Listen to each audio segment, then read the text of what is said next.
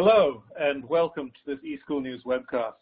My name is Andrew Barber, and I'm a senior contributing editor here at eSchool News. And I'm delighted that you could join us for today's presentation, which is sponsored by Fuel Education. And over the next hour, we're going to hear the story of how two schools have made blended learning work, even in the face of some really tough challenges. And we're also going to look at some of the factors you might need to consider when selecting a blended learning model for your own organization. But before I hand things over to our speakers today, I'm going to inflict upon you some housekeeping issues here, just to let you know what's going on. First, we are recording today's event. In a couple of days, we're going to send out an email to everyone on the call that's going to contain a link to the recorded event, and you'll also be able to download a PDF of the presentation from that same email. And second, please ask questions.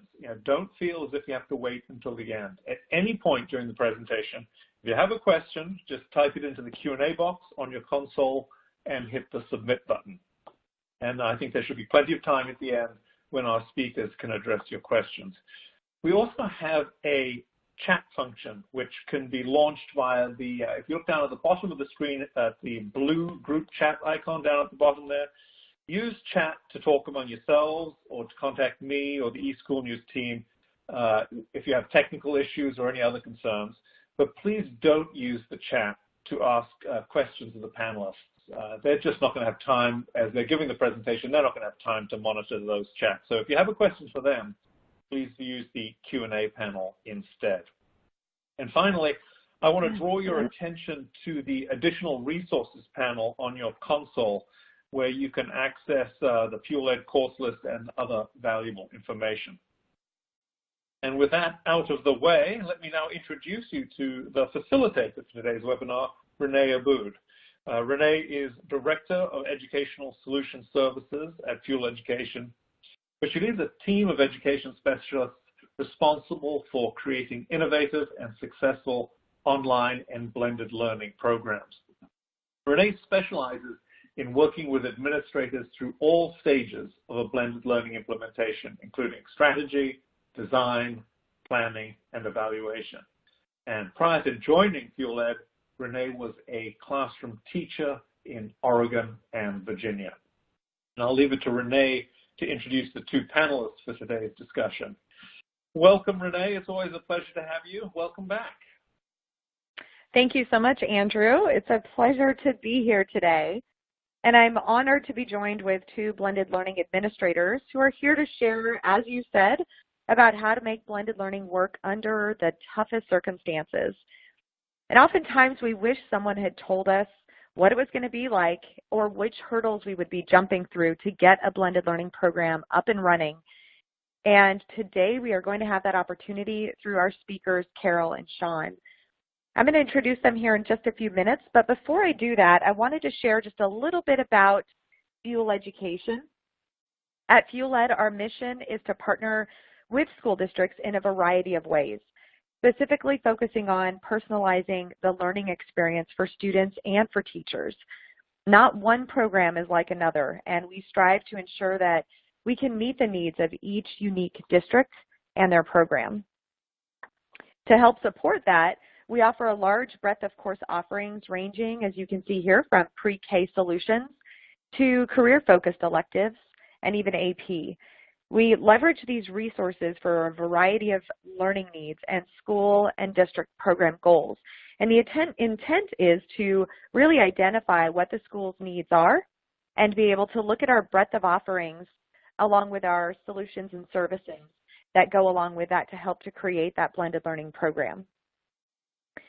And so two of those programs that we are going to be talking about today and sharing with you are with our panelists, Shawn Brown and Carol Robinson. I'll share a little bit about each of them, and then I'm going to give them each a chance to talk to you about their programs. So I'll start with Shawn. Shawn is currently the high school principal at Wright City School District in Missouri. He previously served as the assistant principal. And prior to his 13 years as an administrator, Shawn was an ELA teacher at both Wright City High School and Jackson High School. And for the past 2 years, Shawn has facilitated for the Hook Center for the Missouri Leadership Academy and also at the Outdoor Leadership Experience. Over the the course of the last several years, Shawn has given presentations across the state of Missouri on a variety of educational topics and at various school districts as well. So we are very pleased and honored to have Shawn here with us today to talk about Wright City Academy. So we'll get to Shawn in just a second. Let me also introduce Carol, give you a little bit of her background. Carol Robinson is the Director of Technology at Progressive Leadership Academy, and that's in Chicago.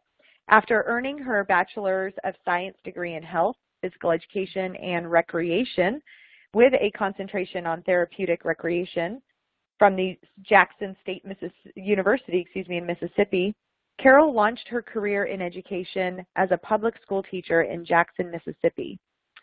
In 2008, Carol moved to Chicago and began teaching with the Chicago Public School District, where she worked with high school dropouts who wanted to re-enter high school, setting to obtain their diploma in a non-traditional pathway.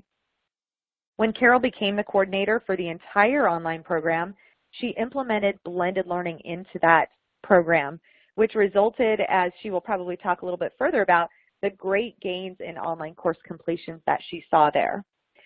And to make sure we best understand their perspectives, I want to go ahead and give each of them an opportunity to share about their program a little bit further in depth before we go into some of the questions we have for them today.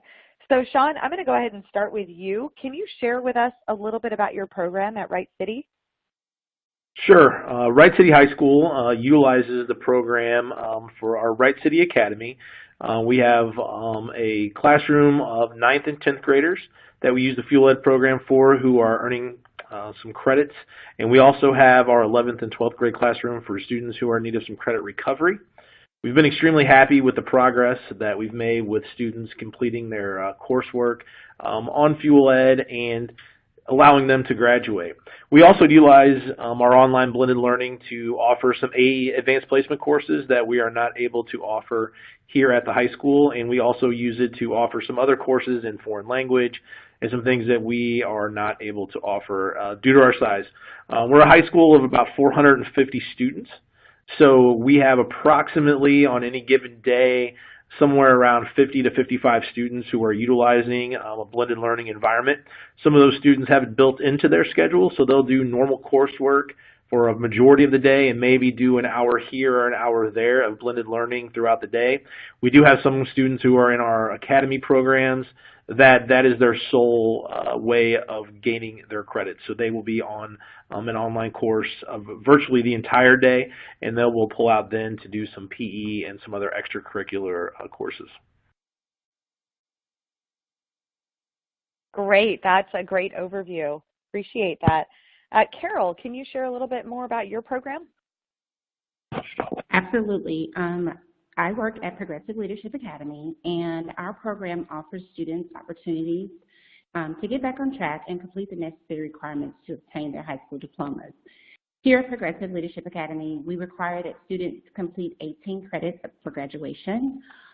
We also incorporate community-based learning that promotes social justice curriculum, emphasizing critical thinking skills and self-reliance mindset. Our staff here at Progressive is dedicated to providing intervention support to our students that bolsters their spirits while creating a positive and safe learning environment. PLA is committed to producing active and contributing global citizens who foster a sense of self-efficiency and constructive social engagement.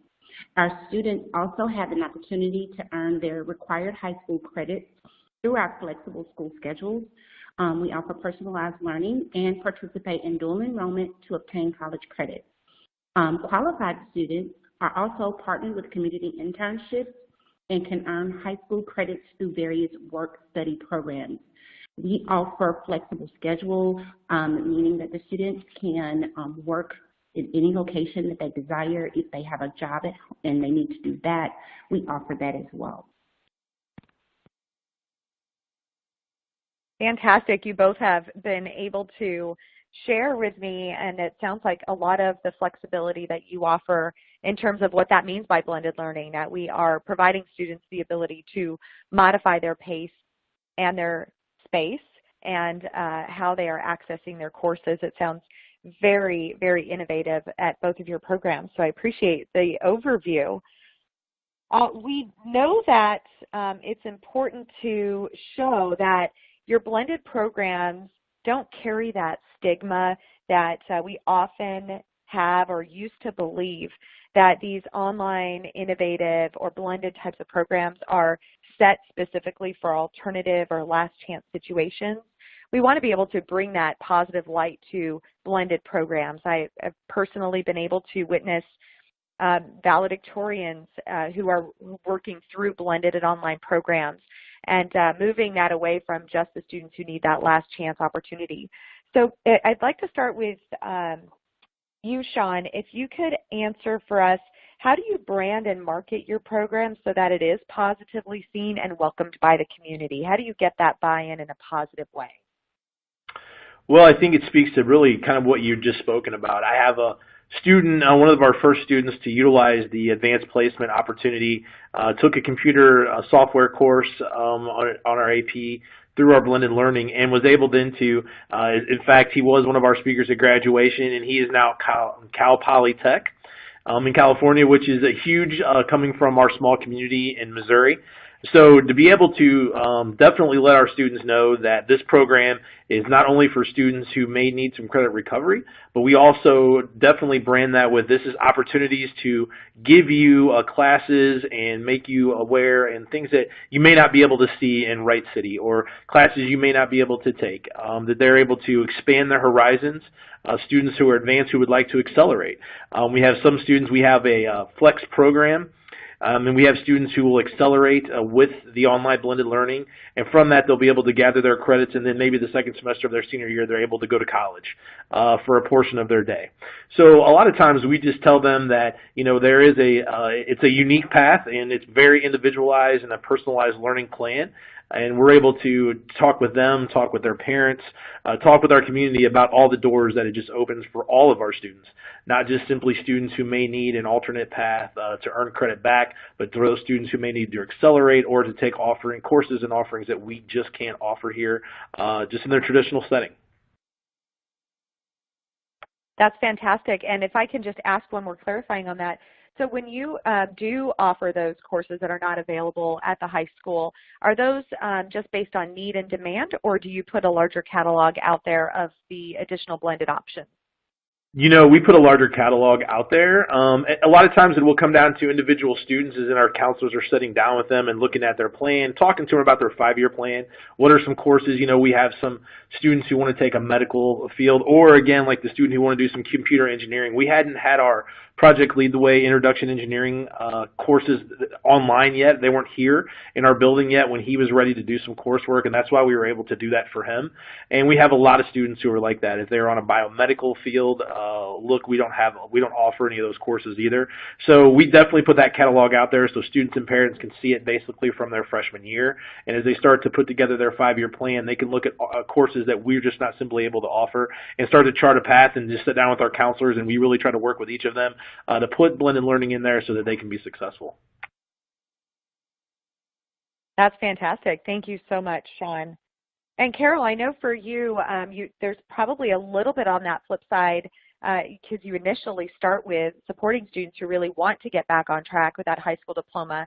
But same question to you. How do you brand your program to have it positively seen as something that is benefiting and expanding the student options and not just specifically for students who are falling behind? So regarding our program, the way that we incorporate branding and marketing, it's various ways that we do that to make sure that we ensure success for the students that we're trying to reach. Some of the ways that this is done is through radio advertisement.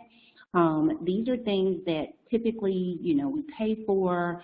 However, we have relationship building through our team of staff members here that have friends and relatives who are part of that will allow us to come in and speak on how our school is designed in order to help whatever kid is out there that needs that additional support.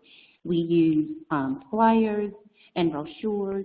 We go from school to school with that information to share with students who may feel that a traditional setting may not be for them. And so we definitely utilize those flyers and brochures. We also do peer referrals. And word of mouth we found, especially for the students that we service, is really, really one of our top branding and marketing tools, because where our school is located is typically deemed the worst 5 blocks in the city of Chicago. And because of this, you know, some students don't want to come in this area. Sometimes the parents don't want to send their students to this area. But we build and foster relationships from the beginning to allow our students to feel welcome and safe. And so with that, when they're here, we continue to maintain those healthy educational environments in the building. So that's how we kind of, you know, put ourselves out there. As you can see, we also have billboards over the city to show and promote our school as well and the things that we offer. That's great. I put a picture up here of your billboard, and I see that that's something that you guys seem to be very proud of, and be able to put that up there and be able to showcase your program and all of the different things that you offer. Yes, absolutely. Great. Fantastic. So let's move to the next question. There are so many options out there as you get a blended learning program up. There's curriculum providers, supplemental tools, there's the technology, sometimes even furniture. There's a lot of things to consider in choosing how you bring those tools in that are needed in your blended program. So what I wanted to focus a little bit on is the decision that you make on your curriculum and platform providers. Whether that's one or multiple, how do you handle the vast amount of resources that are available to you, and what methods did you use for identifying the right curriculum provider, and what were you looking for? So I'm going to start with you, Shawn.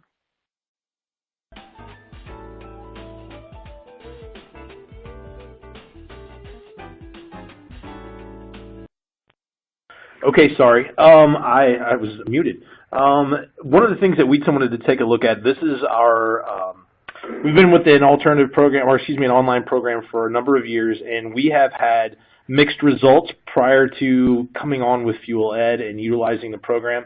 One of the things that we wanted to always take a look at with our staff was, is the program rigorous? Is it something that is going to challenge students? In some of our other programs that we've used, we noticed that the coursework that the students were doing simply wasn't challenging to a level of rigor that we would expect to be in any class that we have in our high school. And that's very important to us. So to talk with our teachers about it, to talk with our staff and our community, if we were going to offer a blended learning and we were going to offer opportunities for students to work online, we needed those classes to be just as rigorous as any class that a student was set in here for us. So one of the things that we did is we had that vetting out process as we looked at multiple different platforms. And I had a committee of teachers who would go through some of the questions, who would go through some of the exams, and who would really take a look and talk in groups. Are these the types of questions, are these the type of learning that our students would experience in any of our other classes? Once we were able to answer those questions in the positive, then we knew that we had found the right program, one that was going to challenge students, you know, at their level, but it was also going to be rigorous enough for them to really gain a lot of knowledge in that course. Right, and did you do any, the evaluation process, was that with students or with teachers or with both? It's kind of funny. It was kind of with both. We did a lot with our teachers first, but one of the things we wanted to make sure of too is just kind of as one of the questions here, you know, is it the program user-friendly for students and staff? It's one of those things that I have a number of staff members each day. I have 2 full-time staff members who work with our academy students. who are that 9th and 10th grade classroom and that 11th and 12th grade full day, they are probably our main go-to. So we needed to make sure that the platform, whatever we decide to use, is user-friendly for them so that they can interact with their students, they can interact with other FUEL-Ed teachers or other teachers who are on the back end that are working with their students as mentors. And then we wanted it to be user-friendly for our students. You know, they wanted to be able to use the interface and just to be able to get around easily and quickly to do some of the manipulations and things that they wanted to do. We wanted it to be a positive experience so if they were at home working as opposed to being here in our building, they didn't need a resource sitting right there with them. So we had the students kind of log in and play around with a couple of different companies when we were kind of going through the process, and that helped definitely drive our decision. Right, so I'm hearing rigor and user experience as being one of your top focuses when you were looking at programs. Absolutely. Great, and Carol, I'm going to ask you the same thing. How did you determine which program and curriculum provider you would be going with? So when we were in search for just the right curriculum to fit the needs of the students, we decided that we would develop our teams to create and implement designs around the curriculum to better service the students in our area. Of course, one of the things that we used was, of course, how rigorous the curriculum would be. And when in determining that, we went and we used the curriculum to create and we made great gains with that. We wanted the students to understand the most important aspect of what the curriculum had to offer, and with the ability to further align standards with what FUEL already has in place. So basically, we used Common Core, and we found that this worked hand in hand with what we were trying to do. With the program and its rigor, it gave the students, and it gives the students the opportunity to, think outside of the box sometimes. We created a 3-part system that allows the students to use the online component. We also, in that 3-part system, it gives them what we call exhibition of learning. And we also do what we call creating a project-based assessment or an assignment to go along with that curriculum in order to make sure that the student is being held accountable for what they're doing. So the program in itself all along is very, very, very friendly. The students are all in, hands-on, and our staff. Our staff is what drives our curriculum for our students and making sure that they are successful with the curriculum. The students are not typically on the computer the entire day or online the entire day. And so, like I said, we base those into groups, and they kind of transition around those groups so that they won't, what we call, get burnt out. Because sometimes if we're on the computers all day, we just kind of like get just tired of it sometimes. So we try to follow that. And because of the way that this is set up, it makes it easy to follow for everyone vested in the program. That's great. And it sounds like between the two of you, you have various different ways that it gets implemented. And one thing that I could speak to is a little bit around just giving people some context on that blended learning piece that, I know I mentioned earlier that not any program is really similar to another, that there are variances in the way that blended learning gets implemented. And when we speak to blended learning, we really are thinking of ways that we augment and provide students the opportunity to have more control over how their courses and curriculum gets delivered, but not necessarily giving them full control. So I can see that both of you have incorporated specific requirements around your program.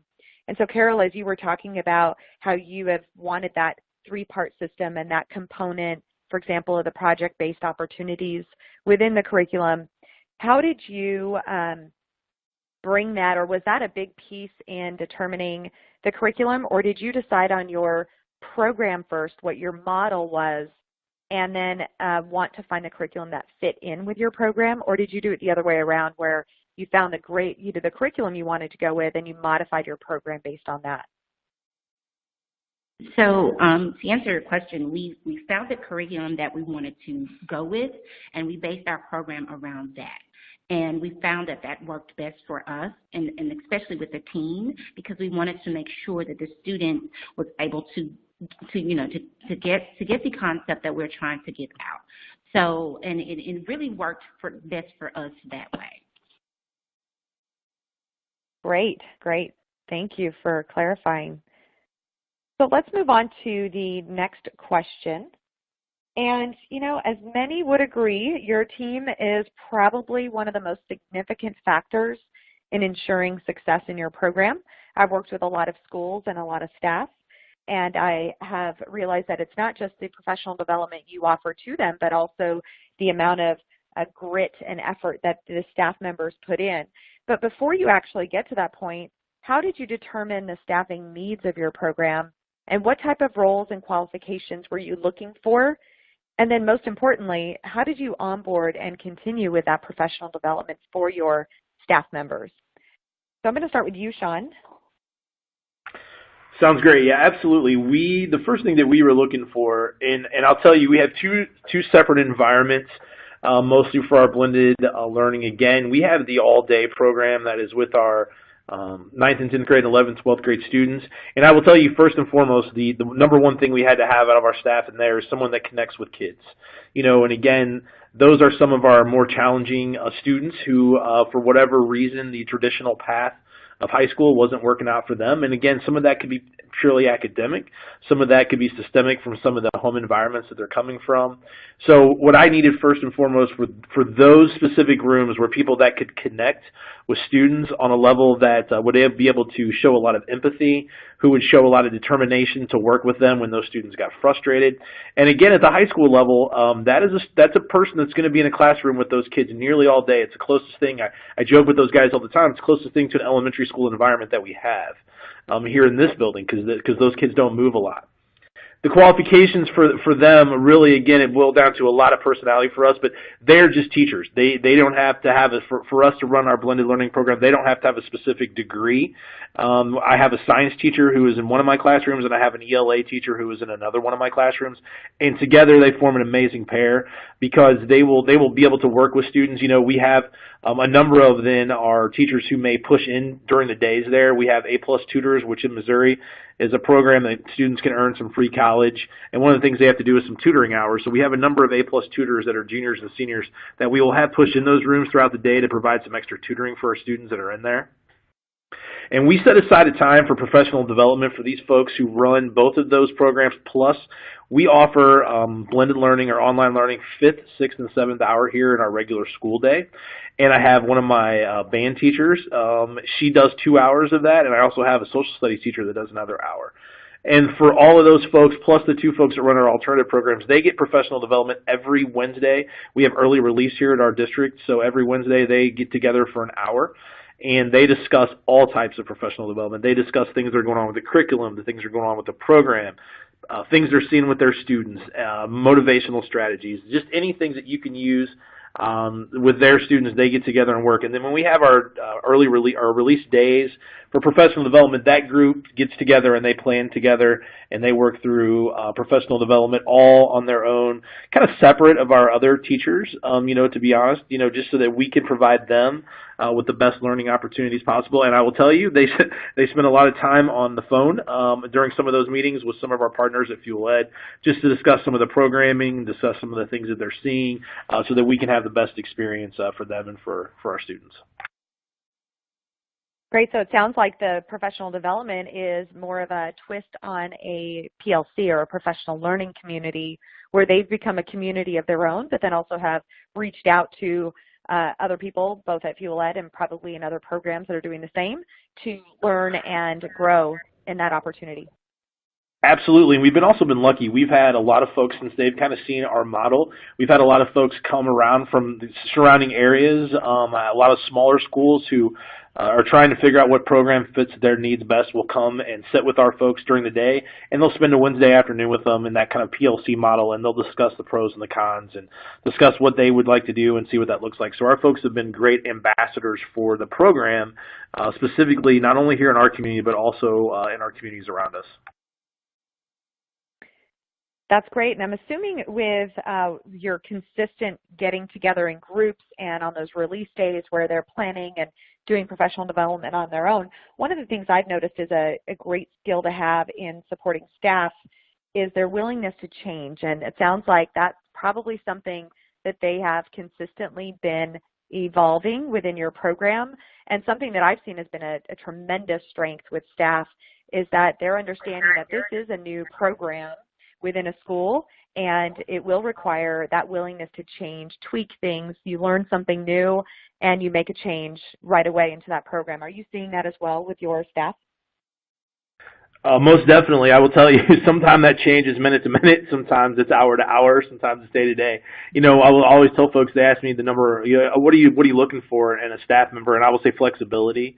And especially in these areas, because there are days that, unfortunately to them, they'll come in and without any problem with the program, our internet will be down, and they will have to, on the fly, come up with things. So yes, to say that they're adaptable, that they're flexible, that is so important for folks that are in these positions, because every day that they come in, they have some new challenges that they have to face, and I would say that's a huge selling point when you're looking for staff. Great. And Carol, how about you? Are you sensing the same thing, or what have you looked for in your staff? So absolutely, some of the things Shawn stated is exactly what we also look for in our staff, flexibility being the most important component, as well as relationship building, the willing to foster and build those relationships with students. So in deciding on who to bring in for our model, we want them to be mentors. We want them to be understanding and caring, because the students that we serve sometimes may not get that outside of this building. And so we definitely look at that to begin with. We also ask with our instructors that they know their skill or the area of concern, which are our core areas. So we do have someone in the 4 core areas. We also offer after-school tutoring. We have community partners. We just believe that those wraparound services for our kids is what will drive our program in our school. We devise plans and opportunities for our staff to better service our students. We, in order to keep going with the professional development and building skills for our staff members, we encourage staff to venture off to other campuses that have similar models to help gain better understanding of what we are trying to do. We invite them to participate in webinars such as this one, conferences that revolve around blended learning models, and one-on-one support with the Director of Technology. We felt that these things are key in order for our program to be very successful. So the planning process is always a part of that. We oftentimes ask our teachers or our staff members, how well they would actually plan out, because sometimes, again, that goes back to that flexibility. Everything may not go as planned. We may have a kid who's had trauma who comes in and who needs our undivided attention. So definitely that flexibility. We require weekly meetings once a week to focus on things that we feel are important. And it may not necessarily be the actual class itself, but it just may be those students. So those are the things that we look for when we ask for staff members to come aboard here at Progressive. So it sounds like you have a lot of, for both of you actually, I'm hearing that there's a lot of connecting to students from a socio-emotional need as well, not just that academic need. And so it sounds like you guys are handling that very well, Carol, with meeting the needs of your students outside of the academics. Yes, we foster a lot of relationships, and we have, if I could just say this, one of the key things that we have on board is our support staff. And it's just not the teachers or the mentors in the building. So the secretary or the attendance clerk or the registrar, they're all have vested interest in our students.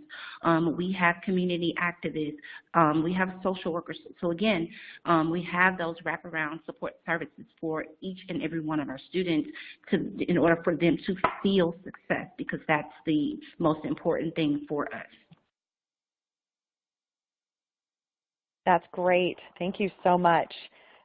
So what I want to do here before we take questions, what I'd like you both to just give us a couple of things that you would say is your lesson learned. I know we asked a few questions and we've got some more that have come in that we'll answer from the audience here in just a few minutes. But a lot of times you look at where you are now and think, gosh, if I would have known this before, it would have made my life a little easier. What would be your lesson learned or something you would want to share with somebody as the greatest takeaway, or what advice you would give them if they were getting started? Actually, let's flip it this time. Carol, let's start with you. What would be your lesson learned? So my lesson learned would be to never judge a book by its cover. And when I speak to this, I've found that, of course, one of the things is the area in which I work in. The students in which I serve are not as bad as the media portrays them to be, and they will and they can do the model that is before them. And the blended model works so well for them because of the fact, like I said before, some of them have things going on outside of here that sometimes causes them not to focus on what's in front of them when they're in here. So I tell people all the time, just because I'm in Chicago, coming from Mississippi, it's definitely not a bad thing. It's a great thing, and it was a great opportunity for me because I have found a family here that I didn't even know I had. And the kids that I work with, they're sponges. They absorb everything that have been, that they have been given with little to no resilience. Even, like I said, even in the worst situations, they're defying the odds that they have been put on their lives. And we believe in them and have set expectations high. And because of these things that they've done, we ask them to continue to do more. And, sometimes we see those barriers that we feel are blocking our students or our program, and we say, okay, they can't do that. But in actuality, they can and they will. So, again, like I said, my one takeaway is to never judge a book by its cover. Always go after what it is that you don't feel very comfortable with doing. And with field education and the systems that they use, that in itself is something that I would definitely highly recommend for anyone to use. Thank you very much, Carol. That's great advice to give. I like that with not judging a book by its cover, because you're right. Once you dig into those student needs, you identify what might be contributing to their academic pitfalls if they have any. So let's go on to Shawn. Shawn, what would be your lesson learned for the audience today? This really goes back to me. For people are the most important part of any program. Whether you're doing online blended learning or putting in any program in your school, you have to have the right folks in the right places. We've, unfortunately, in our probably 10 years of doing an online or a blended learning experience for students, we have not had the right people in the right spaces. And sometimes, that really has caused an issue because, again, we are working with a unique population of students who need folks who want to build positive relationships with them, who want to show empathy, who want to teach some of those resiliency, and we do have the right folks in our classrooms now with that, but that's been a tough road to go sometimes for us as we've learned the right mix of teacher with students in those classrooms. And again, sometimes when you look at that, you have to question, is it a program issue? Is it a platform issue? And really what it boiled down to us each time is it was a people issue. So I would definitely say as you really start to look at if you're going to build a program or if you're tweaking some programs, you really got to make sure that you have the right people in charge and the right people in the right places to make your program the best it could be. Right, I will agree with you, and it sounds like from what you've just stated and what you stated before, both you and Carol have mentioned that flexibility and the adaptability and the relationship building that is really, one of the probably most significant pieces of a blended learning program. So I appreciate you sharing that and reiterating that for us. We do have quite a few questions that have come in, and I know we won't have time for all of them, but I will go ahead and take a few. Shawn, I'm going to start with you. We have a question that's asking, how do you decide if students will be in the all-day track where you have students online all day versus the students who are taking just 1 or 2 classes? Mostly our students who are in our all-day programs are students who need an alternative setting for whatever reason. That could be a variety of reasons, like I kind of spoke about earlier. We have some freshmen and sophomores that go into those programs mainly because they may have needed a different transition from our middle school into our high school program. We will have them in there all day to complete their credits. Now, again, we have 2 different types of programs that we use. For some of our folks, they're using classes that are credit recovery. For our students that are in there of an all-day basis, they're doing full course replacement courses. So that's how we kind of decide. Our other students, again, if they do a 5th, 6th, or 7th hour, they may be a credit or 2 short that they need to pick up, and they're not able to do summer school for whatever reason. They may work, have some other responsibilities. Or it's our students who are willing to take are looking to take courses that we just simply can't offer. So they'll fit in a 5th, 6th, or 7th block of a foreign language or of a course that we just don't offer, or an advanced placement course. Great, thank you very much. Another question came in, and Carol, I'm going to put this over to you because I'm sure you see a variety of the answer to this question, but the question is, how many hours does a typical student invest in a course? And I will let you answer this knowing you probably have students in a variety of, from credit recovery to original credit, and how that might vary based on how much time they invest.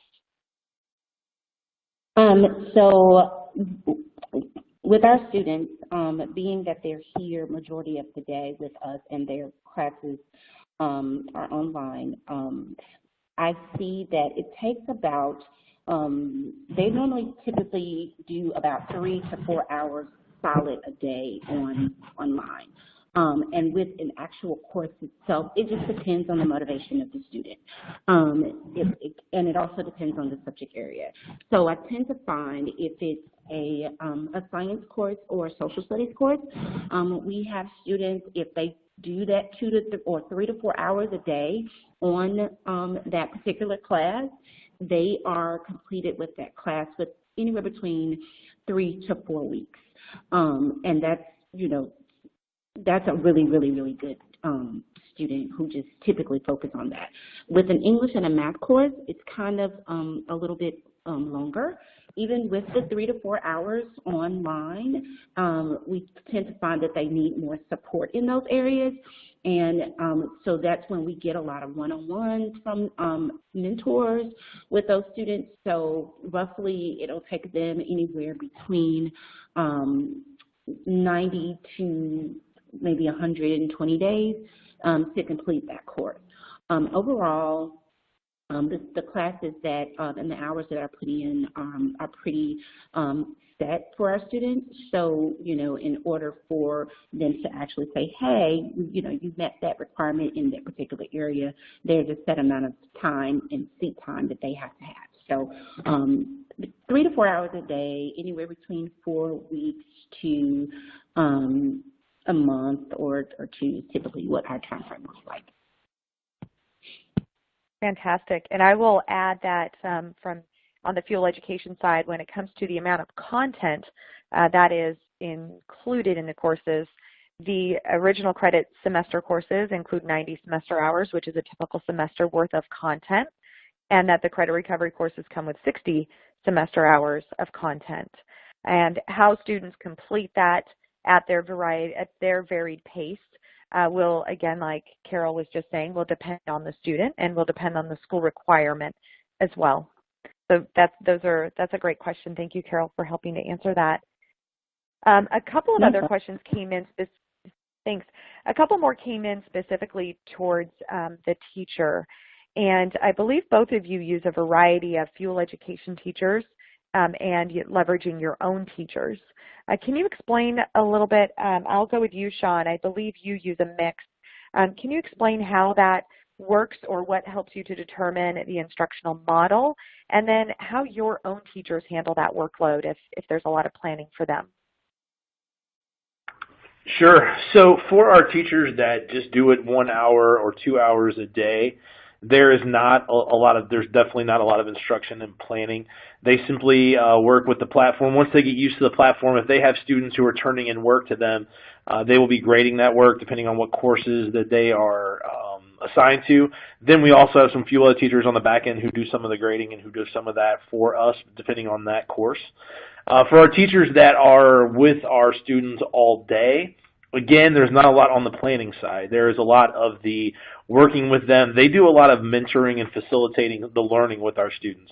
Again, I have a science teacher who does our all-day program with our 11th and 12th grade students, and he's become very versed in English and math and social studies and how he goes about helping students. So again, it's a facilitation in those rooms. It's not so much the upfront planning because the curriculum is provided for you through Fuel Ed, but it's really sitting down and working with the kids and when they're getting stumped, really helping them. And again, it's finding for us the right folks to put in those rooms who can help those out. And again, we'll share students between rooms depending on what courses they're working on. We may send them to one of our other teachers during that hour if they need some specific help. Great, thank you. And I'm going to ask you both this question and see how you answer this, but what are some of the challenges that students may have with blended learning, and how have you either overcome that, or how has your staff helped to get students through that challenge? So let's start with you, Carol. So some of the things that we have faced here at Progressive, the challenges, is that getting the students to buy 100% in. When they come to us initially, they're coming from either a traditional high school setting where they did not do so well, or they're coming off of not being in school at all. So at the very least, trying to get them to buy 100% in is the most difficult thing that we have faced as at our school. Once the student, though, has bought in, it's a matter of timing. They see what they can do, how well the program runs, how they can maneuver through the classes, everything that they have available for them, the resources, and the support systems that they have in place with the teachers and the mentors. So that's, like I said, that's the biggest thing is getting them to buy in initially. But once they, bought in, it's a matter of just timing and completing. Great, thank you. And Shawn, how about you? Have you faced those challenges for students? One of the challenges we face for students is just the sheer amount of reading that they have to do on their own. Again, it's very self-directed, and assuring that the students have the correct, that their reading level is high enough that they can get through the amount of work they need to get through so that they can pace out. We have our teachers, when we put our students in an all-day situation, we are hoping that not only are they going to stay on track, they may pick up some extra credits that they may have lost in the past. So we need them to pace out at a pretty rigorous pace throughout the semester to get their coursework done. And we need just to make sure what we found, some of the challenges that some of the students that we placed in there just academically couldn't keep up with that pace that they needed to do. Great, thank you very much. I wanted to stop for just a second and give a little bit of information on all of the different things that you have talked about. You guys have mentioned the ability for you to support students who are struggling. Shawn, you mentioned the ability for students to have AP classes. Carol, you mentioned some dual credit options. And so I wanted to explain how you expand that catalog through Fuel Ed. The Fuel Ed courses can ensure that students have a jagged level of content in addition to the jagged level of need that students have. A student could be struggling in math and therefore need remediation courses, but also might be enrolled in an honors or AP level English course, or they might be in their third year of world language and the school's not able to offer it, as you mentioned, Shawn. So this might open their class schedule for additional options that they need during the school day. So the scenarios seem to be endless.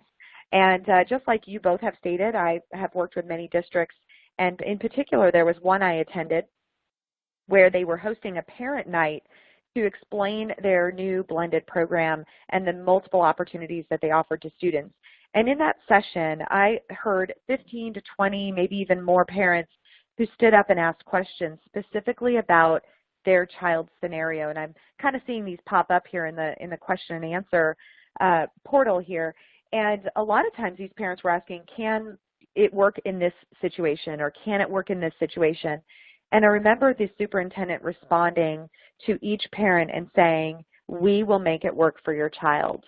And how encouraging that was for parents and for students to understand that they have the options and that the school was willing to work with the student in their scenario. So you can see here that Fuel Education is able to allow your school and your program to be able to offer all sorts of different needs, whether the student is struggling, looking for enrichment opportunities, they're at risk of dropout and need some remediation, or they're looking for that academic rigor and challenge through additional opportunities. So we're able to provide that to you. And in addition, the Fuel Ed curriculum, we have some new curriculum that has allowed the adaptability and that jagged learning for students to take place right there within the course. You can see that some of our courses will offer a very consistent instructional model that allows supportive content to be delivered based on how students are performing throughout the curriculum. So as a question came in about the teacher workload, taking that off the teacher to have to identify the remediation needed and allow the system to deliver that supportive content gives the teachers the ability to really, truly spend that mentoring and facilitating and supporting of students, while the instruction in that scaffolded needs and additional enrichment that takes place within the curriculum. So those are just a couple of things I wanted to make sure I offered from the Fuel Education standpoint. But last thing, I know we're running out of time. We have a lot of questions that came in. We'll be sure to address these questions later. But I wanted to just also mention our resources. But as I do that, I'm going to pass this on to Andrew, but before I do, I wanted to say thank you, Shawn, and thank you, Carol, for being here today with us. It has been great to hear your perspective and your answer to the common questions that we hear from various administrators who are looking to build and start a blended learning program. So, Andrew, I'm going to hand it off to you. All right. Well, thank you so much, Renae, and I want to echo your comments about Carol and Shawn. Truly an excellent presentation and a wide-ranging conversation that, there are a lot of questions coming in from the audience that covered a lot of areas. So it was a terrific conversation. I'm glad that we had it. We are going to wrap it up at this point, and there are a lot of questions that came in from the audience that we did not have a chance to answer. And rest assured that someone from the Fuel Ed team will follow up with you to get you an answer at some point. But I think that we probably will cut it short for today. So before we all head out, I do want to draw your attention to some of the blended learning resources that are available on the Fuel Ed website at the URL that's up on the screen. And you'll find a host of great stuff there on everything from building a blended learning program to using time and space effectively. So as we wrap up again, I'm going to thank Shawn Brown, Carol Robinson, and Renae Abboud again for a fabulous presentation. I also want to thank Fuel Ed for its support today. And one final reminder, we will be sending out an email to everyone who's on the call when the recording of the webinar is ready. So thank you, and this concludes today's webinar. Goodbye.